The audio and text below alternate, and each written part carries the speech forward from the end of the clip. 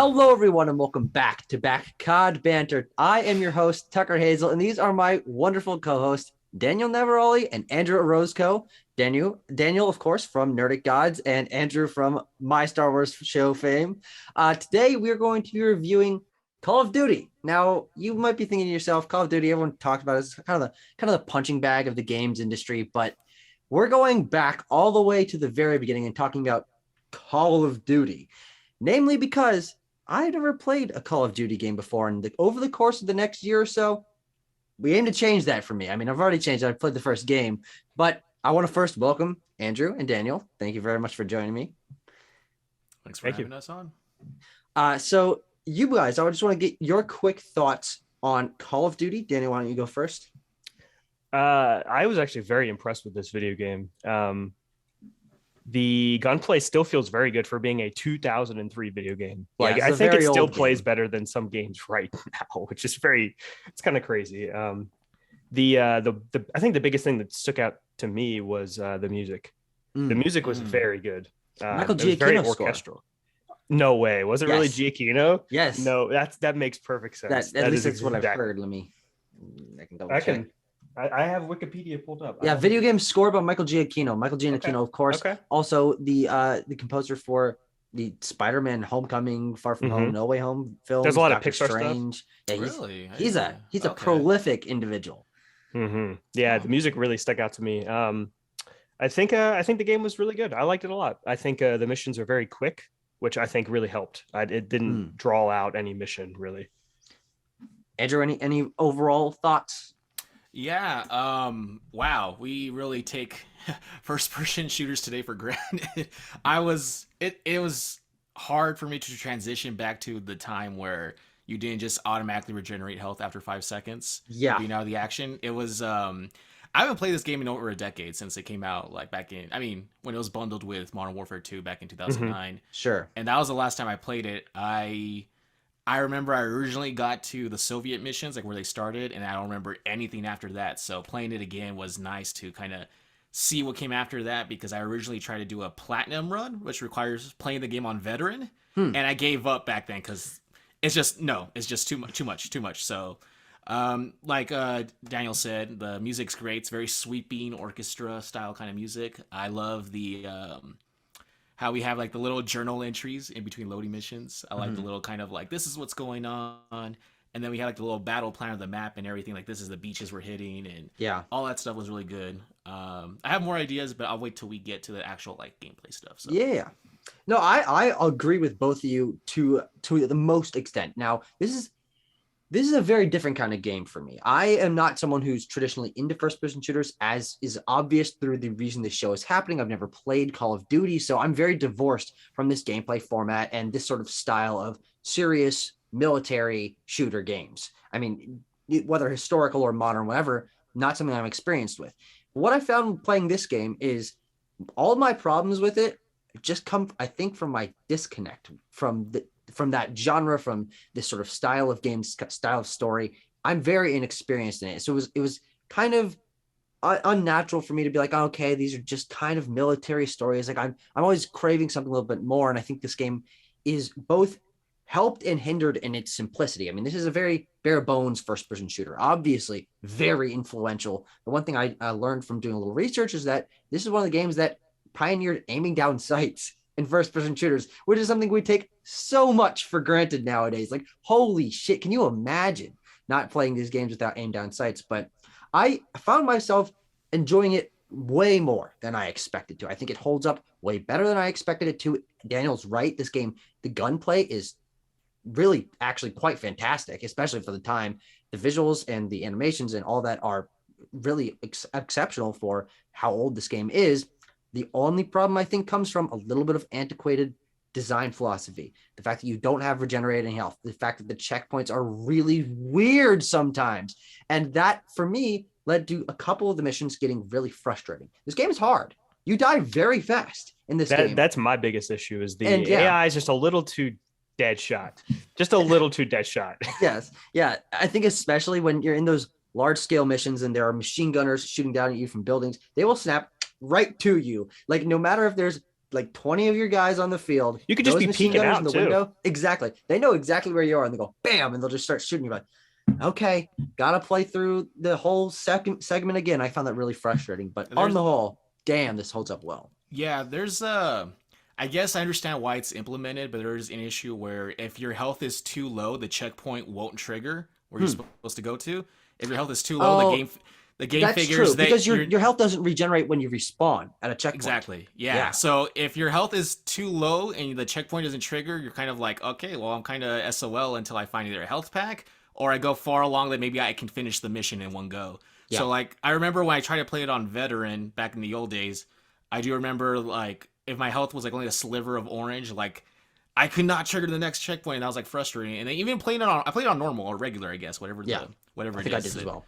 And I was like, wow, even on like I remember veteran was a pain in the ass, but even on normal, like shoot, like this game is a little tougher. Like if you get into like a bad position where like you're just reloading and like the guy and your enemies show up as you happen to reload, like you're done. Yeah. Like it's too bad. Better luck next time. So very antiquated gaming. Yeah.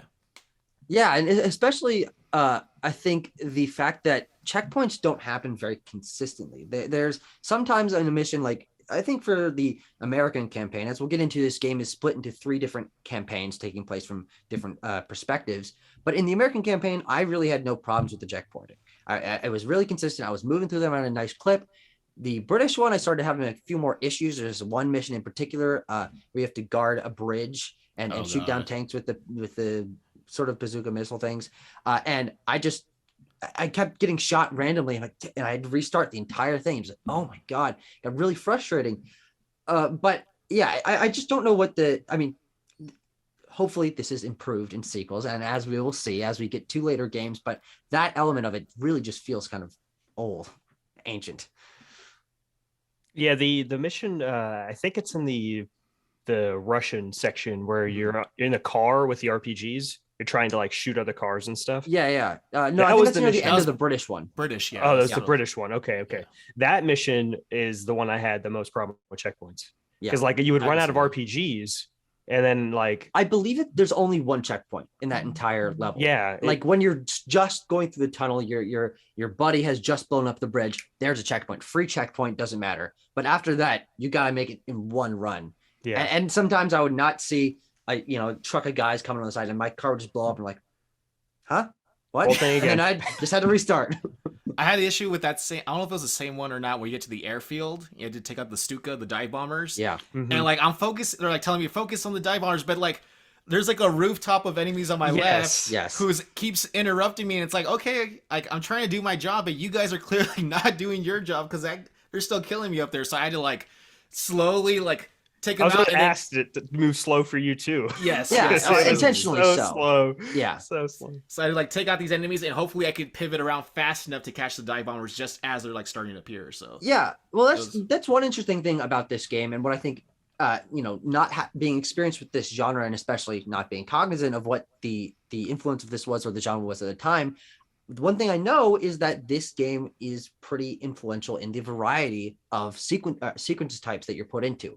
Car missions, tank missions, stealth missions, all sorts of stuff. And I feel like the game works better. Its mechanics work better for certain kinds of sections. I appreciate that they try to have all this kind of variety, and on the whole, I think it works very well. But when you're talking about waves and waves of enemies and tanks and all sorts of variety of things coming at you, it's hard to keep up, and the game gets very overwhelming very fast. The main one for me, as I said, that bridge mission, but also this mission where you have to defend an entire building with all sorts of levels, and there's tanks coming up both sides, and there's guys coming up from the bottom. And man, I restarted that. I died on that mission probably 30 plus times. It just took me forever, because I do think that the game works best when you're in mostly what the American missions are styled as is going from place to place, taking down a group of enemies, going into a new building, getting a couple health packs. But the game is definitely balanced in a weird way in terms of certain missions clearly do not fit the structure of the game as well as others. Yeah, I really like the mission with Captain Price when you get onto the boat. And I know it's only for a little bit of time, but it is very that no future spoilers. That kind of sets up a lot of um other cool things you could do with Call of Duty that isn't just you running and gunning and shooting. It Sure. is kind of stealthy. You're kind of like you're setting up as the Nazi, right? And you're infiltrating their ship. I think that is really cool. It isn't done for very long, but I actually really like that though. Something that's really interesting that I liked was Tucker might not know about this yet, but like minor spoilers, Daniel. A lot of the names we see are names that we do end up seeing later on in the future. Not necessarily the same characters, but those names, those specific names, where I'm Sure. like, oh, like is this where that name, like that character originally came from? Like it was nice seeing how, like, I mean, the time doesn't match up, the timeline doesn't match up, but just a lot of these names, and it makes you wonder, like, is there like a subtle kind of like meta connectivity to like some of these games? I'm wondering. I Yeah, don't know if and we'll get to there. That's what we'll find out over the course of playing these games and learning about them. I am aware that Captain Price is a established I didn't want to say in the that. Call of Duty There's series. a few more though. There's a few other names though. Also. Okay, well then that's actually the only one I was aware of. So I'll have a little fun moment when they come back up in the future. But I'm interested in seeing how these games evolve from the possible connectivity. I mean, probably not, but I think one of the biggest flaws that I have on this game is that while the mission variety and the gameplay and all this stuff I think is surprisingly top notch for its time, it is very lacking in story and characters. I mean, that's pretty obvious. This is a straightforward military shooter. Your playable characters, all three of them, are nondescript, not voice acted. Their names are Martin, Evans, and like Ivanovich or something like that for the Soviet guy. Wasn't it like Alexei or something? Well, I think that's his first name. Let me see. Oh, okay. Yeah. Soviet campaign. Corporal Alexei Ivanovich Voronin. But yeah, so the fact that we don't have characters to connect to or an overarching plot except for win World War II, like to me, that's a little bit disconnected from what I want out of these games. I mean, there's a great sense of scale here. There's a great sense of bravado, but I don't feel connected to this world or these characters, other than the fact that I know World War II was fought by real people, and these are representative of that. The lack of characters and story was something I really have a problem with. Yeah, I mean, there's not that many creative liberties taken with like the setting at all. I mean, sure, yeah. Every time they mention like the name of an operation, like I'm a big history buff. That's what my degree is in, and so like when they would mention the name of an operation or like some kind of setting, I'm like, oh, okay, this is the part. Okay, we're at this part of the war now, because the timeline does jump around a little bit. Okay. They like when the Soviet campaign starts, like the siege of Stalingrad, like that's like where you end off in the British is like you kind of go back a couple years back, and then you kind of see it from their point of view, and so because there's no like really creative liberties, it really feels like this was designed for like a history course that's just like, it's like the History Channel published this game or something, like very just here's a vignettes of these individual characters. No, we don't have time to learn their motivations. No, we don't know why they joined the military. No, we don't know like all this background stuff. It's really just kind of experience this section of the war and okay, let's keep it going kind of thing. Yeah. Mm-hmm. I don't know. Obviously, I don't know how involved storytelling gets in the future COD games, but Daniel, did you have a problem with the lack of story in this, or did you not mind it? I didn't expect much, to be honest. That's fair. This is what I expected. Yeah. It's just retelling World War II. I didn't expect the main character to really be much like. They usually aren't in FPSs. Like it's pretty rare that they are. Like those are usually the good ones. But I generally wasn't like blown away or anything. It didn't disappoint me because I knew what I was getting into. Sure. No, that's a good point. I mean, again, I'm coming at this from the perspective of someone who has played a good amount of first-person shooters, but this sort of military-style campaign gameplay is something I'm very divorced from. So I can only come into this with the expectation of I enjoy having a story. I enjoy having characters that allow me to immerse myself in this world, even just a tad. And the lack of that, I guess I should have expected. I mean, seeing how old this game is and that it was the start of something larger. But what this game lacks in storytelling and character, I do think it makes up for in variety, because I do think this game's one of its strongest suits, along with the gameplay or the gunplay, is variety in maps. Like there are almost no reused sequences here. Every map is unique. Every approach of small town or the dam thing or the snowy forest or tank missions, whatever, all of this is completely new. Like every time you're going somewhere different, and that does give you a great sense of variety, and that you can just see all sorts of different wartime experiences just by playing this game. Did you both play it on PC, or did any of you play on PS3 as well? I played it on on PC on Steam. On PC. Yes. Okay. Yeah. Played it on the PS3 version. I noticed during the very beginning of the Stalingrad mission, I don't know how it runs on PC, but my PS3 struggled so much to get through that part where there's just waves of people just dropping off from the boat and just rushing into the battlefield. Like, I think my FPS must have dropped to like around 5 or 6 frames per second. It was rough, really rough. So like, and then when Tucker mentioned about how like the game is antiquated, like I gave up on the PC version for the fact that there's no controller support. I struggled through it.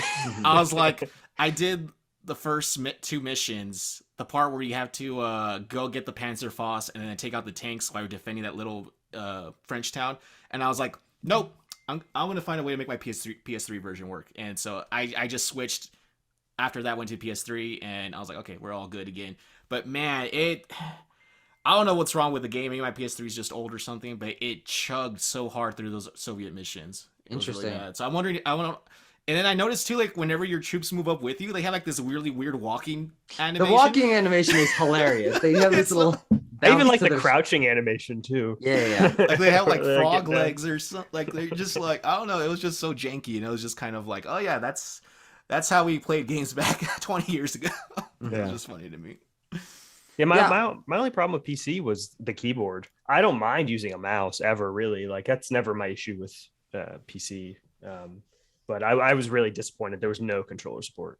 Really I mean, it would have had to have been added retroactively because Steam as a whole has controller support, but specific games need to be updated to adapt to it. And I've always preferred playing FPS with keyboard and mouse, so I had a great time with this. And frankly, it'll be interesting for me to shift over to this more straightforward FPS playing on a console. I mean, I have most of my copies of the COD games that we'll be playing on console, and I don't play a ton of these kind of games on controller, especially. So obviously, that's something I'll have to adapt to. But the PC version ran great, looked great, absolutely no issues with the performance for me. Dan, have anything? No, my PC sucks too. Sure, My PC is not a gaming PC. Mm-hmm. Yeah, and I had no issue. I told you this before that I was worried about the game running, and it ran fine. I had no issues at all. Mm-hmm. Any other things that you guys want to talk about? Thoughts on this game? I hated that tank mission at the end. Again, I don't know if the game was like PS3 control issues or whatever. Like it ran fine.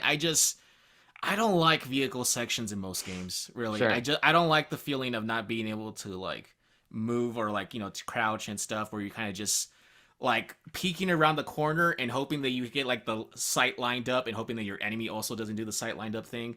I don't like when Call of Duty does that. I never have whenever there's a mandatory vehicle part. The part you mentioned where you're getting away from the dam and you're in the back of the truck. Mm-hmm. Same issue again. I don't like where I don't have freedom of movement. Sure. And it's just frustrating. But other than that, I enjoy the game for what it was.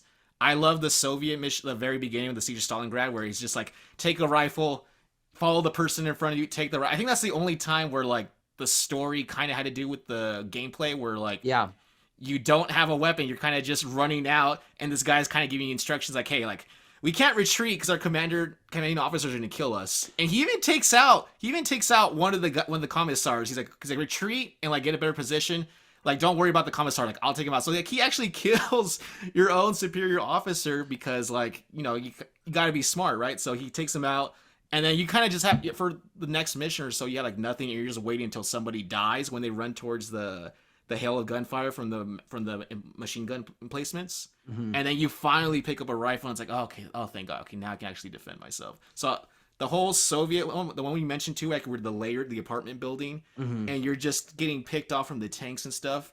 Like, I know it was like frustrating, but like I think that was probably the most like adrenaline level for me. Oh yeah, it was sure. It was really fun. I enjoyed it. Yeah, you're running between the floors, getting to those anti-tank rifles or whatever, trying to get to each one. And that was probably one of my favorite missions of the game, just because it was a little more dynamic. It was challenging, but it was fair. I felt it was fair because you could just line up like down the hallway and just like mow them down as they come up the stairs. So it wasn't.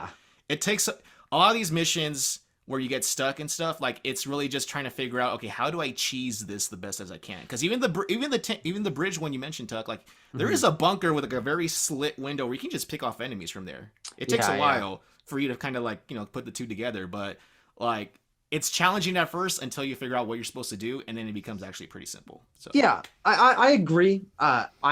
I certainly think those missions that I had to keep trying over and over again were definitely very exciting and more memorable because of that. I just think that a lot of that ended up becoming trial and error. Like I didn't feel like I was becoming more skilled at the gameplay to be able to overcome this. It was like, okay, I know that if I walk out of this door, 4 guys are gonna come up the stairs. I can turn to the left, shoot them, run it back, get to the gun. I know the tank's coming up from the left. Like at that point, it's memorization, it's trial and error that's getting you to this point where you can finally run down that 5-minute timer and finish the mission.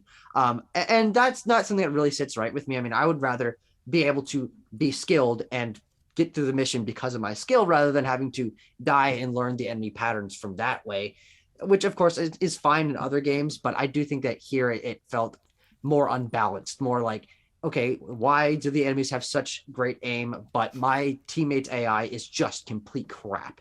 Why do I have such little health? Why is the checkpoint so weird? Why are there so few health packs in this part of the level? Like there was some balancing issues there that I definitely think could have been ironed out.